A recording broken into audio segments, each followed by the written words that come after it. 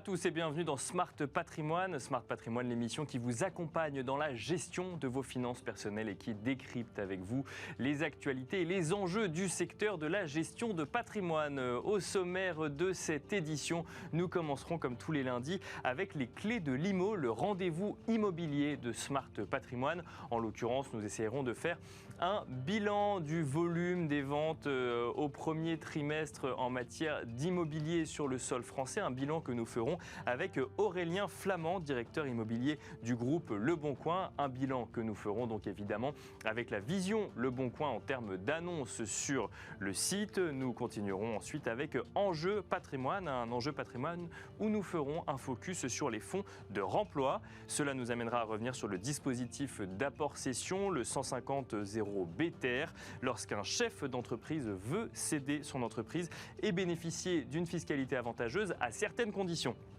Comment les fonds de remploi peuvent-ils apporter une solution à ces chefs d'entreprise lorsqu'il s'agit de réallouer ces fonds? Nous en parlerons avec Mathieu Lambert, directeur général délégué de Vatel Capital, mais aussi avec Anne-Laure Bocon-Gibaud, cofondatrice et présidente d'Arum Gestion Privée. Bienvenue à vous tous qui nous rejoignez. Smart Patrimoine, c'est parti. Et c'est parti pour les clés de l'IMO, le rendez-vous immobilier de Smart Patrimoine tous les lundis. En l'occurrence, nous allons nous intéresser au premier trimestre de l'année 2022. On va essayer de faire un premier bilan de cette activité immobilière maintenant que ce premier trimestre est révolu. Pour cela, nous avons le plaisir de recevoir sur le plateau de Smart Patrimoine Aurélien Flamand, directeur immobilier du groupe Le Bon Coin. Bonjour Aurélien Flamand. Bonjour. Alors, on va essayer de comprendre ensemble quelle a été l'activité immobilière au premier trimestre de l'année 2022. Alors évidemment, vous avez la vision Le Bon Coin, donc les volumes d'annonces et potentiellement d'échanges, de transactions qui ont eu lieu entre vendeurs et acheteurs via la plateforme Le Bon Coin. Est-ce que vous avez constaté, après une année 2021, rappelons-le, qui a été exceptionnelle, l'année de tous les records, notamment en volume de vente, une continuation de cette tendance ou au contraire un changement de tendance sur ce premier trimestre 2022? Disons qu'on démarrait l'année en se disant enfin on va avoir un premier trimestre normal. D'accord. Parce que l'année dernière, le début d'année était malgré tout encore perturbé par la crise sanitaire. Oui, il s'est rattrapé plus tard dans l'année, effectivement. Exactement. Ouais. Et donc un démarrage plutôt encourageant. Et puis malheureusement, la crise ukrainienne a un tout petit peu rebattu les cartes. Nous, ce qu'on constate, c'est que la dynamique, elle est toujours très forte. D'accord. C'est-à-dire que l'appétence aujourd'hui des Français pour l'immobilier, elle est extrêmement forte. En revanche, après 2 années de record absolu sur le volume de transactions, on a une courbe qui se tasse un tout petit peu. D'accord. C'est-à-dire qu'on a fini à 1,2 million l'année dernière, on pense qu'on finira proche du million, ce qui est encore extrêmement élevé. Donc on reste en fait sur des niveaux élevés, mais on ne va pas chercher de nouveaux plus hauts. Ça ne veut pas dire que le volume des ventes recule, ça veut juste dire qu'on reste sur la tendance de l'année dernière, si je comprends bien. On se tasse un petit peu, effectivement, on perd peut-être 200 000 ventes en projection par rapport à 2021. Alors moins 20%, c'est pas mal. Hein, vous direz oui, ça à ceux ça. qui vendent, ils seront un peu déçus. Disons qu'on se renormalise. D'accord. On se renormalise, c'est-à-dire que la médiane des 15 dernières années, elle est plutôt 300 000 en dessous. Les records qu'on va continuer à battre, malheureusement, c'est la pénurie d'offres. D'accord. C'est très exactement ce qu'on constate sur notre plateforme. C'est que la dynamique des acheteurs, elle se ralentit un tout petit peu. D'accord. Mais vous allez peut-être avoir 15 acheteurs pour un bien, là vous en aviez 20. D'accord, donc il y a toujours plus d'acheteurs que de vendeurs. Toujours, toujours. Et en revanche, toute la difficulté aujourd'hui, vous avez un appauvrissement des stocks des pros de l'immobilier. Vous avez dans le même temps un secteur de la promotion immobilière qui ne redémarre pas. Donc les stocks via le neuf ne se remplissent à nouveau pas. Oui. Et donc il y a cette difficulté terrible qui est que entre le fait que les offres ne conviennent peut-être pas aux attentes des futurs acheteurs et le fait que le contexte actuel durcit les conditions d'octroi. De prêt notamment. De prêt, en tout cas avec plus d'apports, une étude plus approfondie de la valeur résiduelle quand vous empruntez. Donc, plus les problématiques de pouvoir d'achat qui ont été très commentées ces dernières semaines. Tout ça vient réduire un petit peu l'activité. Sur l'offre, donc si je comprends bien, on a une offre qui se réduit. Alors vous nous avez parlé de la promotion immobilière ou du neuf. Alors effectivement, on l'entendait durant la crise Covid, il y avait des sujets autour déjà du prix des matières premières ou des chaînes d'approvisionnement, ce qui venait expliquer que les opérations de promotion immobilière avaient du mal à sortir de terre. On est actuellement dans une période d'élection présidentielle, donc ça peut encore l'expliquer. Toujours est-il que Ça sort pas et donc ça vient réduire l'offre. C'est le seul sujet sur la réduction de l'offre ou même dans l'ancien, on voit qu'il y a moins de biens sur le marché que l'année dernière ou les années précédentes? Je pense qu'en fait, l'euphorie incroyable qui s'est opérée à la sortie du premier confinement a complètement dérégulé la situation. D'accord. C'est-à-dire que là encore, nous, en termes d'audience, aujourd'hui, on est à peu près à 13 millions de visiteurs uniques par mois dans notre catégorie immobilier. Il faut comprendre qu'au sortir de la crise, on est monté à 17 millions. D'accord, donc tout le monde voulait acheter au sortir de la crise. Il y a eu une euphorie qui nous a fait atteindre effectivement des pics, avec surtout des transactions qui se concrétisaient extrêmement vite. Donc nous, on constate ça sur le cycle de vie, la durée de vie des annonces sur la plateforme, qui s'est considérablement raccourcie. D'accord. Et donc, vous avez une baignoire qui se vide beaucoup plus vite qu'elle ne se remplit. Vous avez une idée de la moyenne de durée de vie justement d'une annonce sur Le Bon Coin? Aujourd'hui, vous avez une durée de vie déjà sur la transaction en elle-même qui est de l'ordre de 80 jours. D'accord, oui. Et effectivement, nous, la durée de vie, on l'a vu comme ça s'étioler. Donc, effectivement, une annonce peut rester en place à peu près 70 jours. D'accord, oui. Ce qui est beaucoup, beaucoup, beaucoup plus court. Et nous, ça, on le constate également sur l'utilisation d'options de visibilité.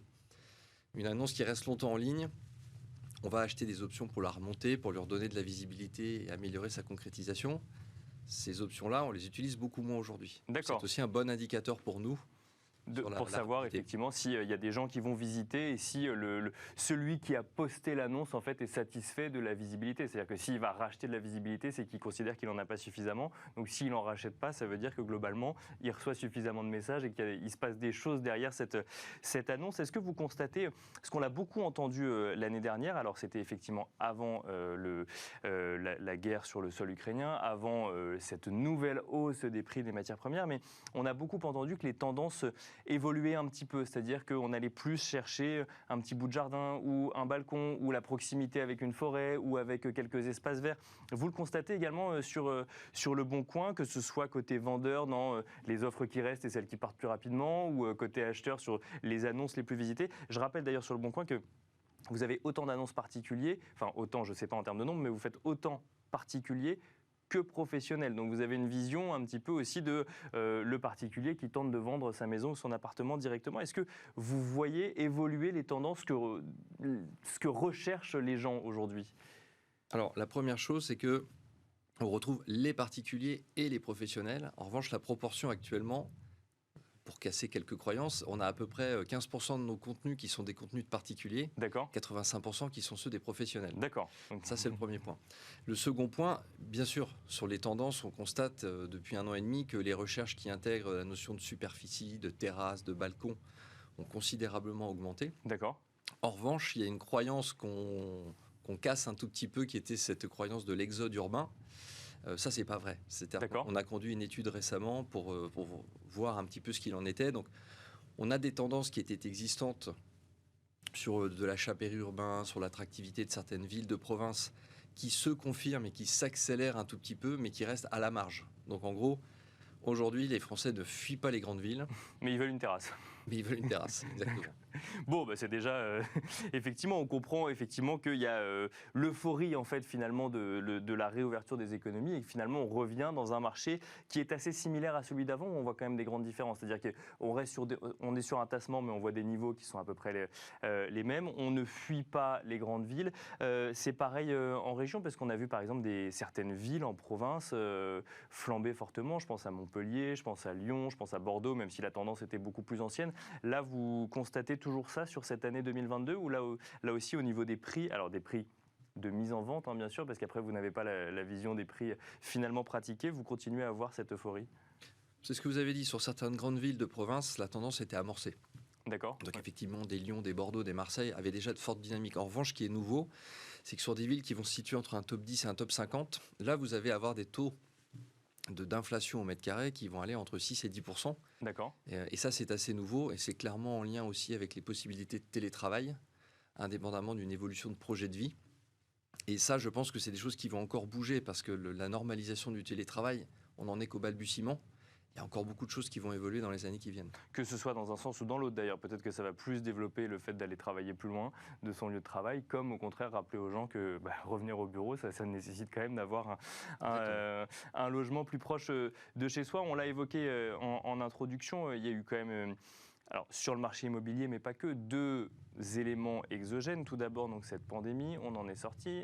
Premier trimestre de l'année 2022, vous vous attendiez à avoir un trimestre normal. On a eu finalement une guerre sur le sol européen, une guerre sur le sol ukrainien, plus précisément. Vous avez vu, à distance, sur le marché immobilier français, un impact qu'on peut corréler à cette guerre en Ukraine sur le site Le Bon Coin, que ce soit en volume de vente ou en ralentissement peut-être du nombre d'annonces publiées par jour ou autre? On ne le constate pas de manière aussi binaire parce que c'était comme pendant la pandémie. Nous, on est un site qui présente des contenus. Ça veut dire que ça ne va pas forcément dire que vous ne concrétiserez pas tout de suite, mais il y a l'envie qui se traduit dans la consultation des annonces. Donc, nous, par exemple, on ne voit pas un effondrement des audiences. Bien au contraire, on est toujours sur des audiences qui sont assez bonnes. On va re-rentrer dans la période du locatif. Donc, on ne voit pas ce type d'indicateur. En revanche, je dirais que Le Bon Coin, aujourd'hui, prend plus le pouls sur la problématique du pouvoir d'achat. D'accord. Qui est quelque chose qui pourra pénaliser l'investissement immobilier. Et très clairement, la dynamique du site actuellement, on voit qu'elle est toujours aussi forte. Et on voit que ça a été le principal sujet de la campagne présidentielle sur les dernières semaines. Donc nous, c'est plutôt ça qu'on constate. C'est que la problématique de comment je me fais un complément de revenu en vendant mieux, en vendant dans les catégories autres que celles de l'immobilier. D'accord. Ouais. Ça, c'est très fort.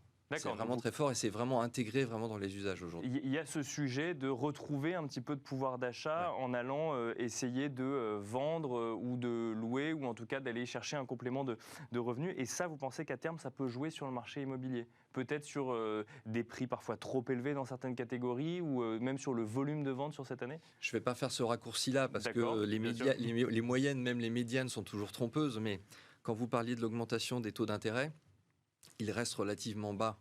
Et donc, c'est-à-dire que le différentiel dont on parle, c'est peut-être le montant de remboursement supplémentaire qu'on vous demanderait chaque mois. Et effectivement, la question est de se dire, en complément de revenu, si ce n'est pas le salaire, est-ce que effectivement la seconde main peut être une solution ? Et alors, une dernière question, Aurélien Flamand. C'est un sujet qu'on aborde beaucoup dans Smart Patrimoine, le sujet des DPE, de la loi climat et résilience. Est-ce que vous constatez maintenant qu'il y a effectivement une obligation de publier les DPE, une baisse des prix par rapport à ces DPE? On sait que c'est un argument de négociation après, quand les acheteurs et les vendeurs commencent à discuter. Est-ce que vous constatez que ça a un impact sur le volume des annonces ou le prix? Pour le moment, non. D'accord. Ce qu'on constate plutôt, c'est qu'on a encore beaucoup de vendeurs ou de bailleurs qui ont une connaissance approximative de leurs obligations. D'accord. Et que nous, notre rôle, ça va être de faire beaucoup de pédagogie. Parce qu'on veut surtout pas être dans le coercitif et dire vous ne respectez pas les normes, donc on ne diffuse pas votre annonce. Au contraire. Donc je pense qu'il faut surtout faire beaucoup de pédagogie. Aujourd'hui, comme je vous le disais, la pénurie de biens est telle qu'en fait, il n'y a pas d'effondrement. En revanche, effectivement, les choses risquent de changer sensiblement dans les 18 prochains mois. Quand là, on va commencer à appliquer les premières restrictions sur les catégories G. Et là, pour le coup, on ne pourra plus les diffuser. On pourra toujours les diffuser, mais ce sera à nous de dire attention. D'accord. Si vous les diffusez, il va falloir que vous ayez changé de catégorie sur la norme énergétique. Merci beaucoup Aurélien Flamand d'être venu faire un bilan du premier trimestre donc 2022 en matière d'immobilier à la lumière de ce que vous constatez sur Le Bon Coin. Je rappelle que vous êtes directeur immobilier du groupe Le Bon Coin. Merci beaucoup. Merci de votre accueil. Et quant à nous, on se retrouve tout de suite dans Enjeu Patrimoine. Et c'est parti pour Enjeu Patrimoine. Si vous êtes chef d'entreprise et que vous réfléchissez à la cession de votre entreprise, vous avez sûrement déjà entendu parler du dispositif d'apport cession qui vous permet de bénéficier d'une fiscalité avantageuse, mais à certaines conditions, et notamment à des conditions sur la réallocation des plus-values de cession des parts de votre entreprise. Et en l'occurrence, il existe une nouvelle façon de réallouer ces fonds depuis le 1er janvier 2019. Et ça s'appelle les fonds de remploi. Pour en parler, nous avons le plaisir de recevoir sur le plateau de Smart Patrimoine Anne-Laure Bocon-Gibaud, cofondatrice et présidente d'Arum Gestion Privée. Bonjour Anne-Laure Bocon-Gibaud. Bonjour Nicolas. Bienvenue sur le plateau de Smart Patrimoine. Avec nous également pour nous accompagner aujourd'hui Mathieu Lambert, directeur général délégué de Vatel Capital. Bonjour Mathieu Lambert. Bonjour Nicolas. Bienvenue sur le plateau de Smart Patrimoine. Alors ma définition était très réduite sur le lien entre apport-cession et fonds de remploi. Aujourd'hui, on va faire un focus sur les fonds de remploi. Peut-être un mot, Mathieu Lambert, de définition sur les fonds de remploi. Qu'est-ce que c'est concrètement ? Oui, alors dans les grandes lignes, le mécanisme se veut assez simple puisque l'objet du réinvestissement est simplement d'adresser, en fait, comme vous l'avez dit, les chefs d'entreprise qui sont en situation de cession et qui souhaitent reporter la taxation de la plus-value de la cession de cette entreprise, moyennant un réinvestissement dans des fonds. Effectivement, c'est nouveau depuis le 1er janvier 2019. Les fonds sont éligibles, en fait, à ce dispositif.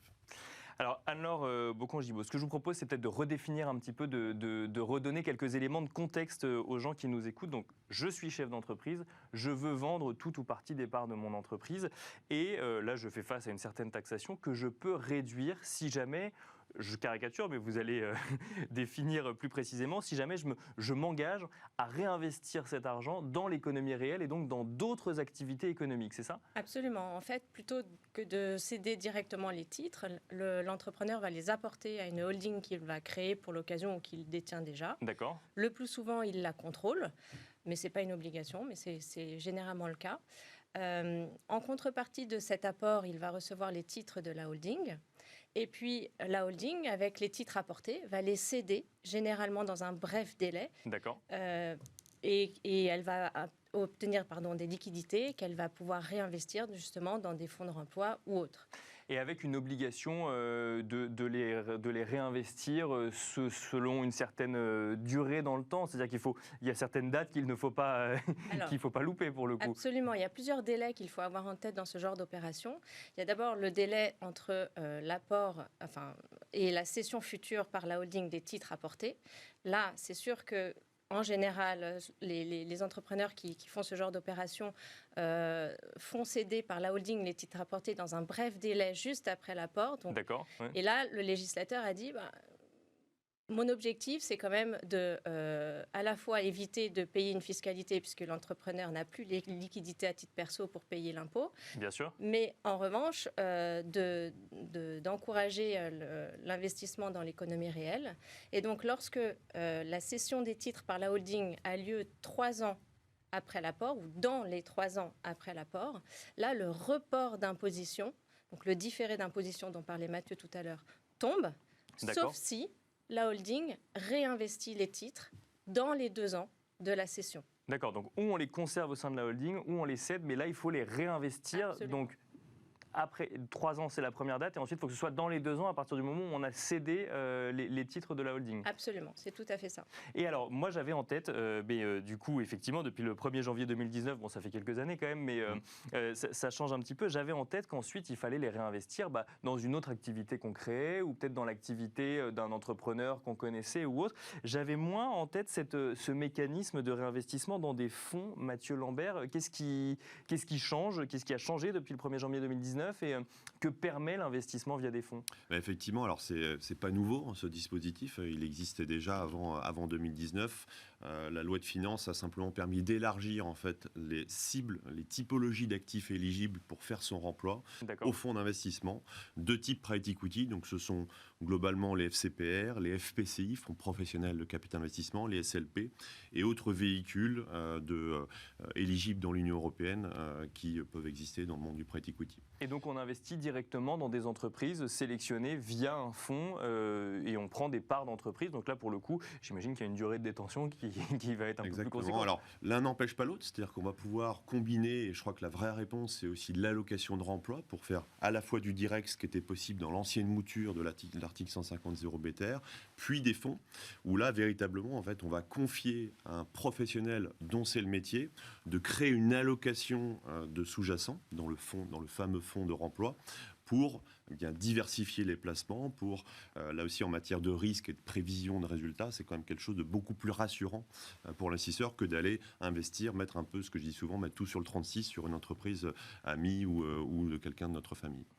Parce que justement, Anne-Laure Bocon-Gibaud, ensuite quand intervient la sélection finalement de ce dans quoi on doit investir, là il y a différents cas, il y a différentes modalités à avoir en tête lorsqu'on est ancien dirigeant d'entreprise, puisqu'on a vendu ses parts du coup. Oui, tout à fait. C'est ce que soulignait Mathieu tout à l'heure, c'est que vous avez un remploi qui peut être direct dans des sociétés et où du coup vous avez un délai de détention qui est relativement court, obligatoire, 12 mois, ou un délai... mais peut-être plus risqué, c'est ça, ou pas forcément. Enfin, après, tout dépend de son appétence ou de la compréhension de l'entreprise en question, mais en tout cas, on met tous ses œufs dans le même panier. Potentiellement plus risqué, puisque vous investissez directement au capital d'une entreprise, soit en ayant le contrôle au sens du dispositif, soit en augmentation de capital ou en création d'entreprise, soit en financement de moyens d'exploitation. D'accord. Donc, c'est sûr que c'est une dose de risque qui est quand même assez importante. Mais depuis, effectivement, les cessions qui interviennent depuis le 1er janvier 2019, c'est vrai que vous avez un remploi indirect via des fonds qui, du coup, mutualisent davantage le risque. Et comme le disait Mathieu, on peut tout à fait faire un peu des deux. C'est pas exclusif l'un de l'autre. Est-ce que vous, par exemple, c'est quelque chose que vous conseillez de faire un petit peu des deux, ou est-ce que c'est quelque chose que les chefs d'entreprise gardent en tête en se disant bon bah il y a quand même telle ou telle entreprise avec lesquelles j'ai travaillé, donc j'aimerais investir en direct, et en même temps investir dans des fonds, ça me protège un peu, donc c'est vrai que ce serait pas mal aussi. Oui, ça peut nous arriver bien sûr de conseiller les deux, mais c'est vrai que la première partie, le remploi direct, il est quand même très spécifique. Il faut déjà avoir des cibles. Avoir soit des liens avec d'autres entrepreneurs qu'on a envie d'encourager, soit croire à une... Durement au projet, bien sûr. Voilà, au projet. Donc, c'est pas si simple. Et d'ailleurs, le fait d'avoir ouvert au remploi indirect permet d'avoir plus de sérénité dans ces opérations d'apport-cession parce qu'on a une manne, un choix qui est champ des possibles, qui est beaucoup plus grand et beaucoup plus facile finalement auquel il est beaucoup plus facile d'avoir accès. Mathieu Lambert, si je comprends bien, en fait, la particularité du fonds de remploi, c'est les gens qui peuvent y investir. C'est à l'entrée. Ensuite, quand on investit, enfin, dans le fonds, on va trouver finalement des investissements classiques comme dans d'autres fonds de private equity, où là aussi il y a des spécificités. Alors, il y a un certain nombre de spécificités. Alors, le délai tout cumulé est de 7 ans. D'accord. Je m'explique. Effectivement, comme on l'a rappelé, suite à la cession de l'entreprise d'exploitation, donc le cash remonte dans la holding qu'on a créée en amont. Donc là, on a déjà 2 années en fait pour réaliser son investissement. Et là, souvent, l'entrepreneur se retrouve dans une situation où, voilà, moi, j'ai été entrepreneur, j'ai réussi, mon remploi 2 ans, je vais avoir le temps de faire ce réinvestissement. Donc c'est souvent le réflexe premier du dirigeant de se dire c'est bon, je vais pouvoir faire. Nous, on constate, en étant en contact des dirigeants, que finalement 2 ans, ça passe assez vite. Bien sûr. Trouver une entreprise digne de ce nom, si je puis m'exprimer ainsi, dans laquelle on souhaite réinvestir, c'est pas forcément évident. Là aussi, c'est un métier d'investir. Et donc, les fonds de remploi peuvent être aussi une réponse, parfois en fin de parcours, dès 2 ans. J'ai toujours pas investi au bout des 2 ans. Tiens, finalement, exactement. Il existe des fonds. On a souvent ce cas-là, du reste. Ensuite, j'ai une notion d'appel de capitaux, ce qu'on appelle les commitments. Et ça, pour le coup, le texte a été remodelé dans le temps, puisqu'il y a eu une deuxième mouture valable depuis le 1er janvier 2020, cette fois-ci, qui permet de simplifier un petit peu le mécanisme de la souscription, puisque vous n'investissez pas, que ce soit en direct ou dans un fonds, en claquant des doigts du jour au lendemain, évidemment. Donc, lorsque vous investissez avec votre holding au sein d'un fonds, vous allez faire ce qu'on appelle un engagement, de dire bah voilà, je vais souscrire X milliers d'euros au sein de ce fonds, et le fonds derrière a 5 ans pour déployer cet actif dans des activités éligibles qui sont à 75% des actions de type PME ou petites ETI, principalement non cotées, plutôt en AK ou en création d'entreprise. Attention, il y a là aussi des choses trappes. On ne peut pas réinvestir dans des activités dont pour gérer en fait son patrimoine personnel, qu'il soit mobilier ou immobilier. Donc ça, c'est un chose trappe important à avoir en tête. Donc on peut pas acheter des locaux d'entreprise par exemple, ou de l'immobilier. On ne peut pas gérer son propre patrimoine dans les ciblages de sociétés de réinvestissement dans le remploi. Un autre élément important qui est un chose trappe, le cash out est interdit. Donc typiquement dans les opérations qu'on va cibler nous à travers un fonds ou même en direct, le fait de faire une augmentation de capital peut souvent être jumelé à une opération dite de cash out, c'est-à-dire que le dirigeant de l'entreprise qu'on cible va en profiter pour monétiser une partie de sa participation dans sa propre structure. Eh bien ça sort du champ du remploi, puisque l'esprit de la loi, comme disait Anne-Laure tout à l'heure, c'est vraiment je dirais d'orienter et de générer des flux d'argent positifs pour l'exploitation même, donc le métier, pour que l'entreprise puisse continuer à avancer. Et ce, même si effectivement il y a la stratégie du dirigeant d'entreprise dans laquelle le fonds a investi, qui n'est pas forcément la même que ceux des investisseurs, qui sont des anciens dirigeants mais qui sont des investisseurs, mais quand même il faut faire très attention à la sélection des entreprises dans lesquelles on investit. C'est-à-dire qu'on investit dans l'activité économique et pas du tout dans l'entreprise d'un dirigeant. Exactement. Donc ça c'est un point important, d'où, en tout cas, alors évidemment on n'est pas objectif en tant que gérant de fonds, mais d'où l'intérêt pour nous de cet élargissement, puisque c'est vrai que de pouvoir comme ça diluer, en fait, répartir son investissement sur différentes lignes en confiant à un professionnel les choix, c'est vrai que c'est quelque chose qui peut être rassurant. Et alors justement, vous évoquiez le timing, donc on donne une intention d'investissement, ensuite il faut trouver les sociétés, ça veut dire que quand on est investisseur, comme c'est votre métier, on a déjà des sociétés en tête et on est capable de dire, bah oui effectivement c'est des petites entreprises plutôt dans l'industrie ou des startups, on est sur des profils plus risqués, non risqués, là pareil, il y a peut-être plusieurs fonds de réemploi, plusieurs stratégies. Voilà, alors là le meilleur des conseils qu'on peut donner aux chefs d'entreprise qui sont dans cette situation, c'est de regarder un petit peu le track record de l'équipe de gestion à qui on va confier. Donc typiquement chez Vatel Capital, on est plutôt spécialisé dans la PME, les petites ETI très françaises, plutôt matures. D'accord. Après, vous avez des spécialistes du venture capital, vous allez avoir des spécialistes du secondaire, des spécialistes des grandes entreprises. Ça peut Il faut vraiment, vous pouvez tout à fait diversifier. Et du reste, un fonds de remploi, au même titre que le fait de jumeler investissement direct et indirect, on pourrait très bien imaginer cumuler les stratégies dans son remploi avec différentes souscriptions à différents fonds dont la saveur va être différente. Anne-Laure Bocon-Gibaud, donc du coup, votre métier, effectivement, c'est la gestion privée. Les fonds de remploi, je le disais, on en entend quand même assez rarement parler. Est-ce que c'est intégré aujourd'hui dans les stratégies des gérants d'entreprise ou des chefs d'entreprise quand ils réfléchissent à la cession de leur part, qui généralement arrive quand on commence à réfléchir à sa retraite, mais pas que. D'ailleurs, on peut faire fortune très rapidement aussi. Mais... Absolument. C'est évidemment un sujet qu'ils ont en tête et que nous avons en tête quand nous conseillons nos clients. Pourquoi ? Parce qu'en fait, c'est un sujet extrêmement important. S'ils ne réinvestissent pas dans le délai imparti, ils doivent payer l'impôt. Ils doivent payer l'impôt à titre personnel, alors que les liquidités sont logées dans la holding. D'accord. Donc c'est un vrai sujet. Oui, donc quand on se lance dans ce mécanisme, autant aller au bout tout de suite, parce que sinon on peut se retrouver dans une situation très complexe. Très délicate, absolument. Donc à nous conseiller de faire attention à ces délais, à être au plus près de nos clients dans ces phases de remploi et de gérer effectivement le stress et le délai de nos clients. Et alors une dernière question pour finir peut-être avec vous Mathieu Lambert, c'est nouveau, mais on a quoi entre 60 et 70 000 sessions d'entreprise par an, donc autant de personnes qui potentiellement pourraient être amenées à investir un jour dans un fonds de remploi. Oui, alors c'est un marché nouveau pour les fonds, c'est pas nouveau pour le direct, on l'a déjà rappelé. Les chiffres diffèrent, alors suivant les chiffres de la BPI ou Banque de France, c'est à peu près 60-70 000 sessions. De manière très très écrasante, ce sont des TPE et des PME. D'accord. Donc ils pourraient tout à fait être amenés à réinvestir, pourquoi pas. Alors un élément qu'on n'a pas rappelé, mais il convient de faire du remploi si on est en situation de plus-value. Ça paraît bête. Alors on l'a dit au tout début, mais effectivement, voilà, bien sûr. Sinon, c'est pas forcément évident. Sinon, il y a moins d'impôts. Voilà, c'est ça. Et puis, donc, il y a un volume, je dirais, de sessions en France qui est quand même assez conséquent. Ce qui manque aujourd'hui, c'est clairement de l'offre. Il y a aujourd'hui peu de fonds de remploi. Donc, voilà, on y travaille. On est tous un peu au travail là-dessus, avec des solutions plus ou moins innovantes.